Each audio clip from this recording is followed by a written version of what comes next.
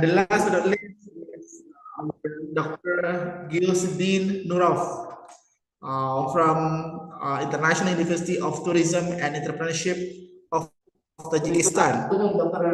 Very good afternoon, Dr. I do hear you, right? My pleasure. Okay, so today we are going to have parallel discussion pertaining some issues in economics and finance. And for your information, doctors, our program here, this program is organized by International Program for Islamic Economics and Finance under Economics Department, Faculty of Economics and Business, Universitas Muhammadiyah, Yogyakarta. So this program basically is one of our premier program that invited some lectures around the world to be our team teaching at our respective courses. So in this semester, we have been successfully inviting more than 20 lectures with us for during these semesters, and in either online or offline. And today, we will have you to share with us some issues. And this program also were attended by some students with us. All students here coming from economics departments, either in the first, third, and fifth semesters. And they are now undertaking courses under economics departments. So in terms of the presentation ease of view, we would like to let you, doctors, to share with us perhaps maximum 20 minutes per presentation. And we let all of the speakers to complete the presentation in 20 minutes. And in the end of after all the presenters presented the paper or the topics, we will have a Q&A session. Yeah. So with that, let me start by reciting Basmalah together. Bismillahirrahmanirrahim. And the last one, our doctor from Tajikistan on business opportunities in Tajikistan. Let me first share my screen. Let me go to my presentation. Do you see my presentation?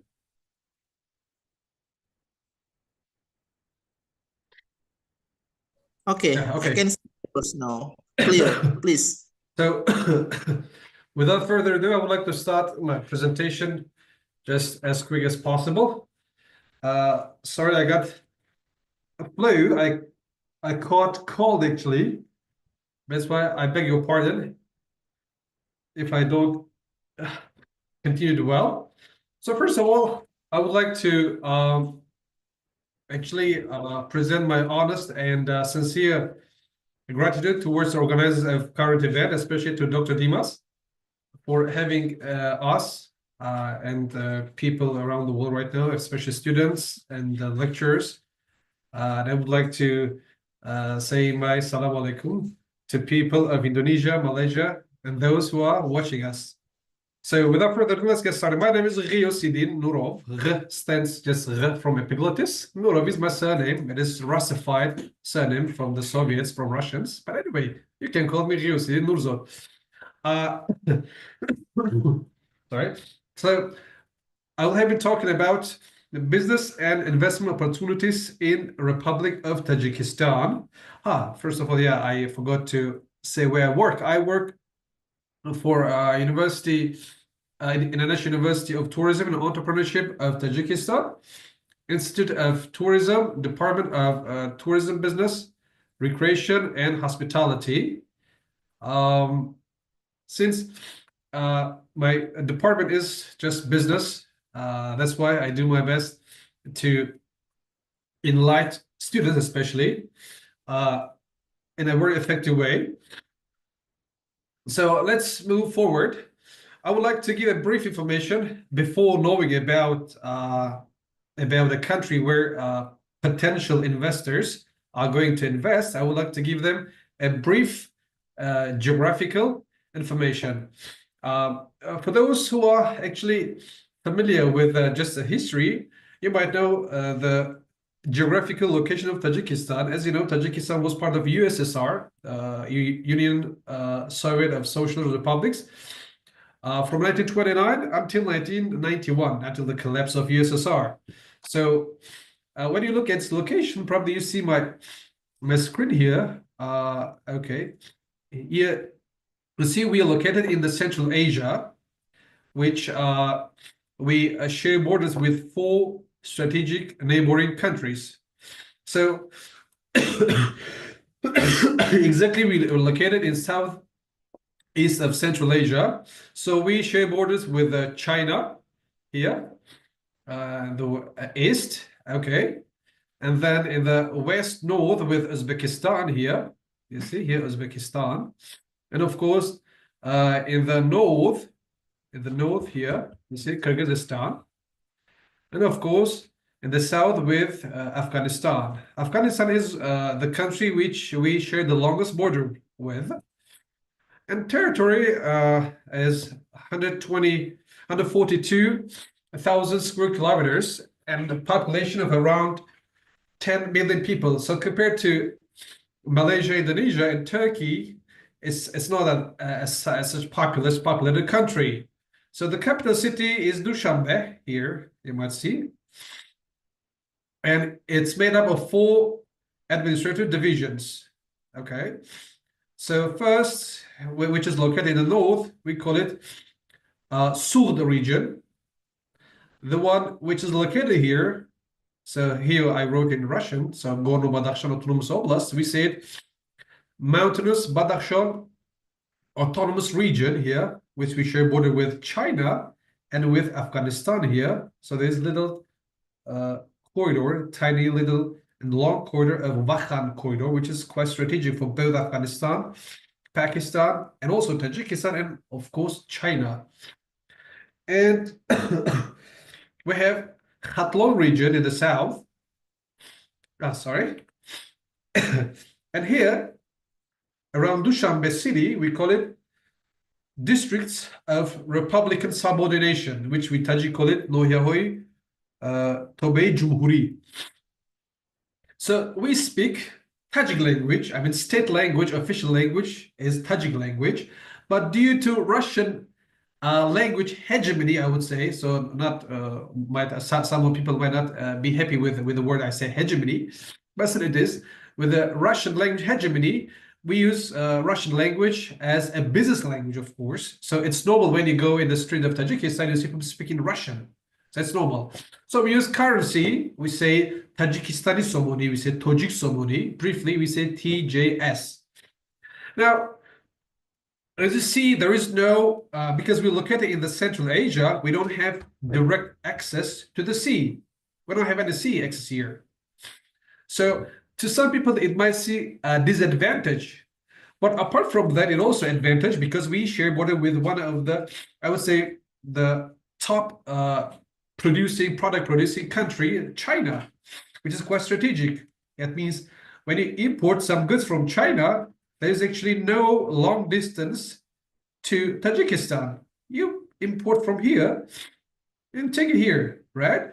So it means we can also say you save up your money. I mean, in terms of road cost, you don't spend much. Now, because topic is business opportunities or business and investment opportunities in Tajikistan, right? As you know, because as an investor, before going and investing in a specific region with certain amount of money, I have to think a lot. I mean, just I have to think, where am I going to? Is it worth of going and investing there or not? This is a main question that we need to answer, because in most countries, I mean, generally investors do not invest just randomly, right? Now, the question is, why should someone go and invest in Tajikistan? I just answered it in 4 or 5 here. So number 1 is strategic geographical location. As I said, we share border with China, and in the northwest, we share with Uzbekistan. Uzbekistan is one of the, I mean, in terms of production, good production, is one of the top countries in Central Asia with a population of more than 300 million, right? So it's not a joke, it's real. So another core factor is stability, political and economic stability. Because in terms of politics, I mean, no one goes and just invest in a country in which there's a war. I don't need to just give the name of countries, right? You know what's going on in the world right now. So we got political and economic stability. And number three, I would say all-around support of private businesses and entrepreneurship. Because government of Tajikistan strongly support private sectors, right? Especially foreign investors. Because there is an initiative, and also there is sort of privilege from central government, from the government of Tajikistan. As an investor of Gray, it's just a huge advantage. And natural resources, right? Natural resources, because we are, as a country, one of the top producing cotton and cotton-like goods. And because last one, rapidly growing infrastructure. Because to be honest, Tajikistan is not just at the level of US or China. I mean, still we get a huge developing economy. So that means it's a huge and important opportunities for people who are trying to invest here. You ask me why, right? Some of you just might wonder why. Because it is the market is not that big. So there's still gaps that should be filled, right? That's why, I mean, compared to US market or China market, I mean, it's not same. As an investor, as a business owner, as a startup, I would say, it's a huge opportunity for you and go and just invest there. That's why I see it as a pro, I would say advantage for potential what? Investors. Now, I did my best here to share with you some graphs here, some statistics as well. The statistics all belong to state statistics here. So you see here dynamic of foreign investments, between 2016 till 2021. You see there's a serious amount of investments here going on. Now, the second one, as you see, FDI, foreign direct investment by sectors in 2021. You see here, 64% belong to mining. Because I've spoken here about the natural resources. Mining is one of the top sectors in our land. We see a lot of foreign investors here. I mean, just a lot. I mean, just people who are investors who are trying to get into the market and to invest. Because investment is a sort of business as well. That's why I just named the title Investment, Business and Investment Opportunities in Tajikistan. I beg your pardon. So, and it's immediately followed by 11% by constructions, because our country is, I mean, currently compared to US, as I said, or to Turkey, we just got our independence since 1991. We got sovereign state, which is whole construction and sovereignty belong to our nation, right? That's why we need to build, we need to urbanize. By urbanization, I'm talking about this building infrastructure, right? I mean the building infrastructures. Excuse me. We got industry, finances, and tourism. Of course, tourism is a field that just I work for right now at university, which I'm a lecturer, right? So this is a foreign direct investment by foreign investors in 2021. So gradually moving forward, why somebody actually invest, why somebody should invest in Tajikistan, right? So I give you some here numbers, privileges actually. This statistics, the information that's written here actually, all state numbers, state statistics. So they are reliable. I even just give you some references which should go on your own and look for them, right? So now you consider, for example, you're an investor, you do your best to just go and invest in Tajikistan. So you ask me, why should I go and invest? So government offers you certain privileges. So privilege number one is just tax exemptions. I mean, tax, for those, I mean, whether you got just a law degree, economics degree, I don't know, business degree, the core system of government is tax. I mean, all these infrastructures, you see that public services, all of those are operated by tax. Taxes are just directly or indirectly being paid by citizens. So they should be used strategically in order to keep country's economy stable, right? So that's why government like Tajikistan actually offering foreign investors to come. So why should I come? Because they say, okay, we offer you certain exceptions here. Number one, for example, for 2 years with an investment up to $5,000 US, so you're exempt of what? Of paying profit tax or income tax for 2 years. So if you make an investment from $500,000 to $2 million US, you'll be exempt for 3 years of profit tax. So what if you make investment just between 2 million and 5 million US dollar, right? So you'll be exempt for 4 years. What if you increase it for just for 5 million? So for 5 million for 5 years. So as an investor, imagine if I were an investor, still for me, it's a huge market. It's a huge privilege. You ask me why? Because I see the country, still there's a gap. So those gaps should be filled with serious investors. Because on the other hand, state strongly supports and gives privileges for what? For making private business ownership here in the land of Tajikistan, right? So let's move forward.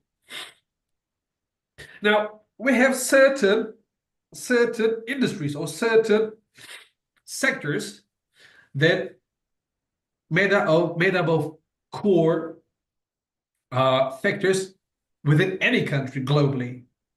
Any country, just you name it. US, Germany, I don't know, former USSR, former, I don't know, US, everywhere, Indonesia, Malaysia. So if I listed agriculture, if you remember, I said we got sort of disadvantage because we don't have direct access to the sea, but we got numerous advantages. Like what? Like agriculture. Agriculture, for example, you decided to invest your current money in agriculture. So you need what to do? You need to import agricultural equipment. I don't know, just combines, tractors, whatever just comes to your mind, right? What to do? You need to import them. So you will be exempt from what? Customs duties. So when you're in customs duties, there's no tax. When you're, you're supposed to be just paying what? VAT, value tax, still exemption. Now, because for us, cotton is quite important commodity, just good, right?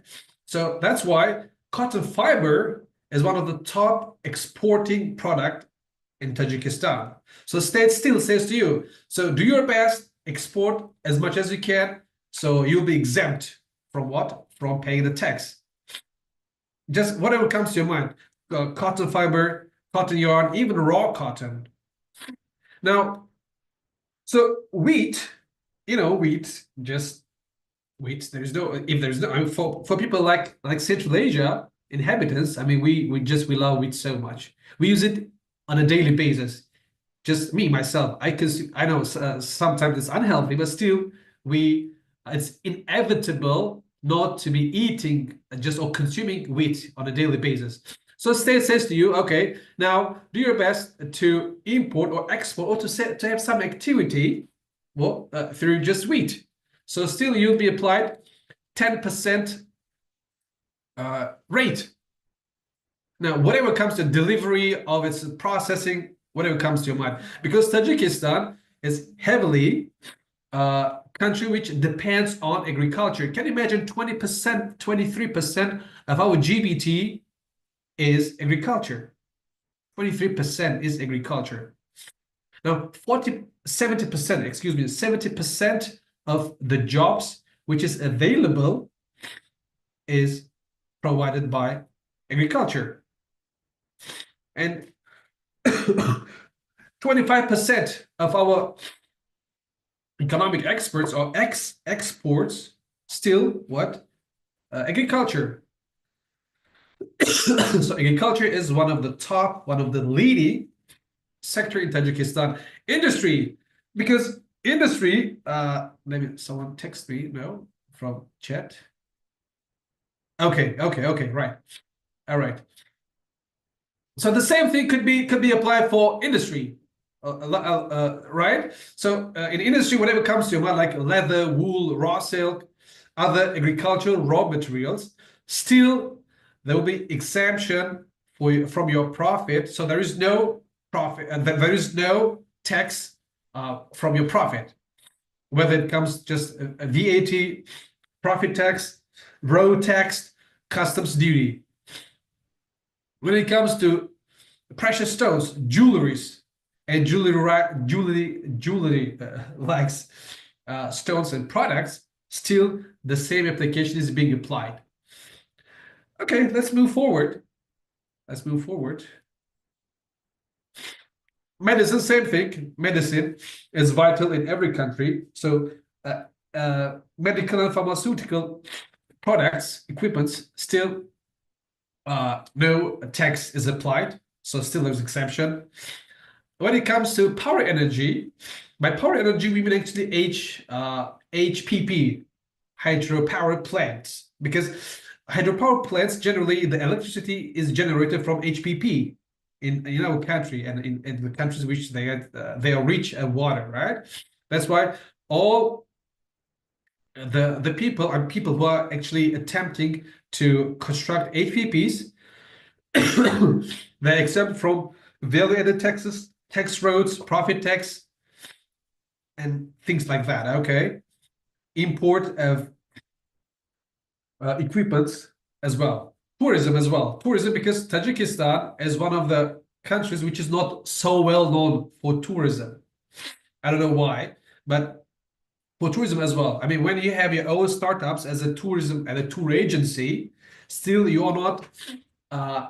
It's not obligatory for you to pay taxes, I mean VAT and taxes like that for 5 years, right? So last one, okay, I don't take your time so much. Last one is about FEZ, which we call the free economic zone. So according to legislation, the government passed a bill, and it's mentioned that for foreign investors, even for local investors who are attempting to invest, we offer them certain opportunities, right, in order to be exempt from tax. So the dots which you see here, okay, in yellow color here, there are economic zones. One is in Panj, Dangara, Kulob, in Sult region, and one is Ichkoshim. So in these regions, in these areas, in these zones, actually, whatever you do, actually, whether you import goods, products from local market or from overseas market, from foreign markets, still no taxes will be applied. So it is not obligatory for you to pay any sort of tax. Why government actually doing this initiatives in order to attract foreign investors? Yeah, I mean, foreign investors, in order to attract more, it will be win-win case for both parties, right? So that's why I did my best to keep the presentation brief, because I know we are running out of time.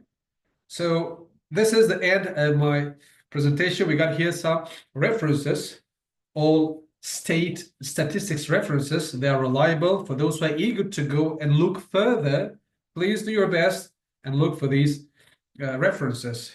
So I would say a big thank you for those who were here, right?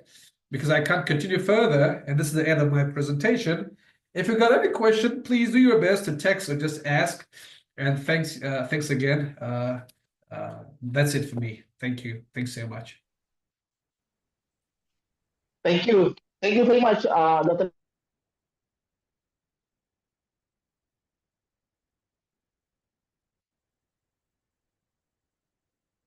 Giosidin for your very light. So we have already four presenters just now regarding some issues that interesting to be discussed today.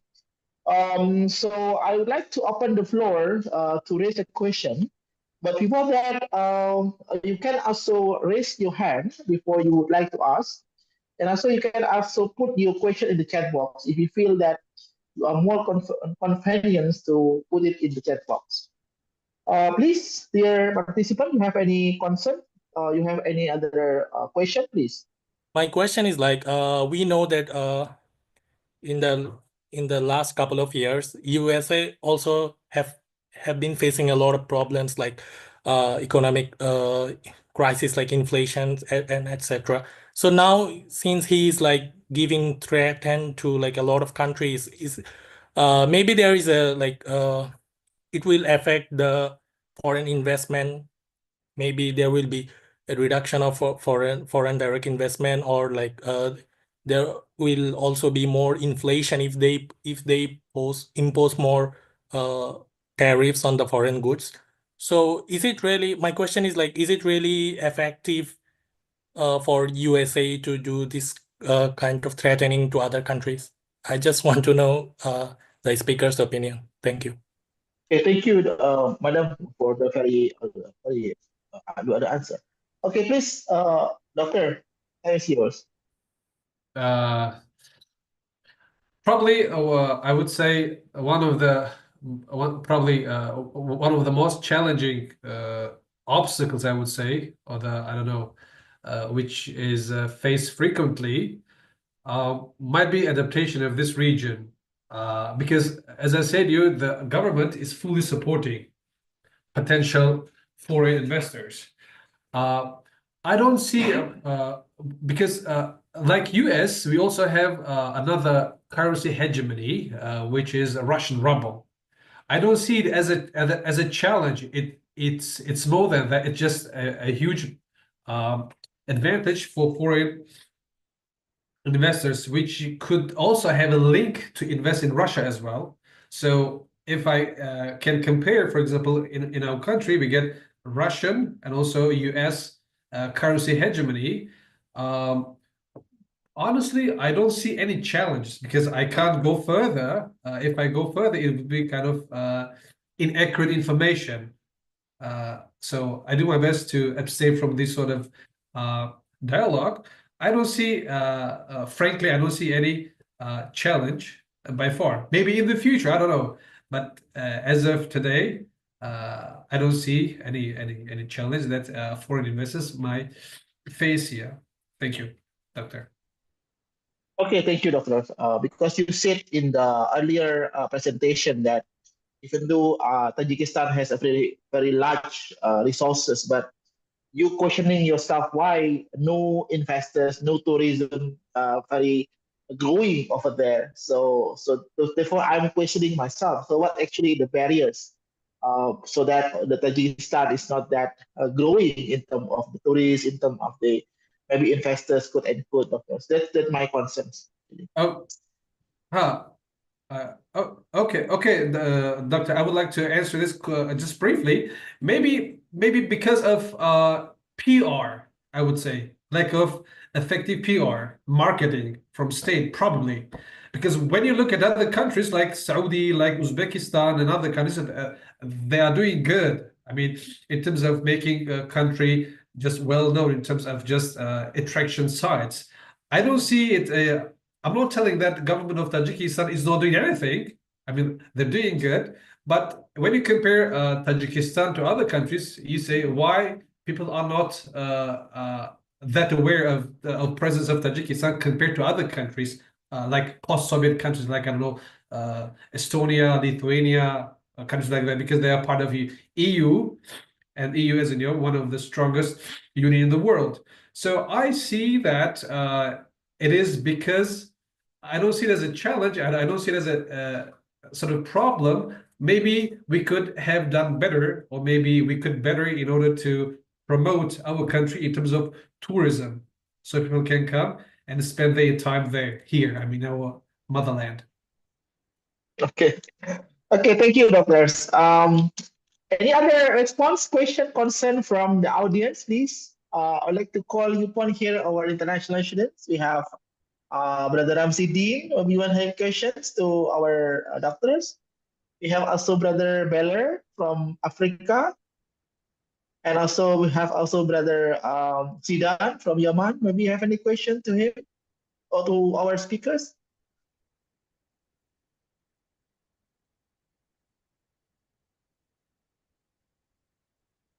Okay, so by the way, our beloved speakers, in Indonesia right now, we are close to the Maghrib prayer right now because our Maghrib prayer is 5:40, yeah? So we close to our Maghrib prayer here.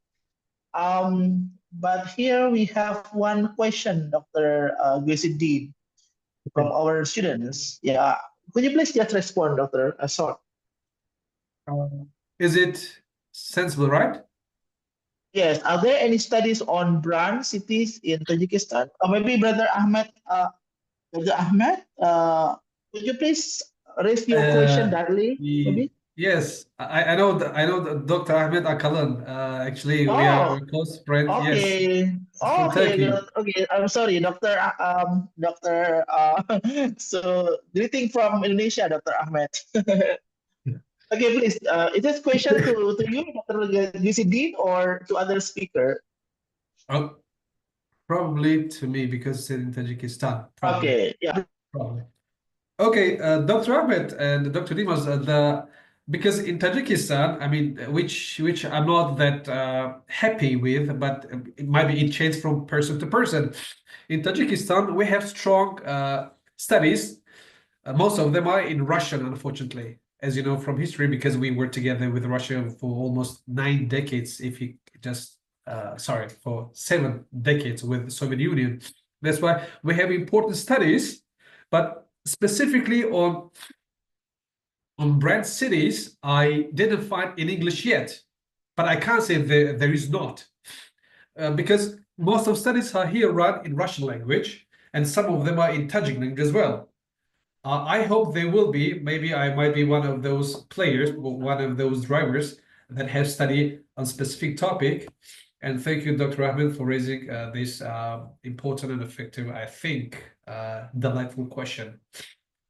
And we are going to give a strong message that our country actually need collaboration each other.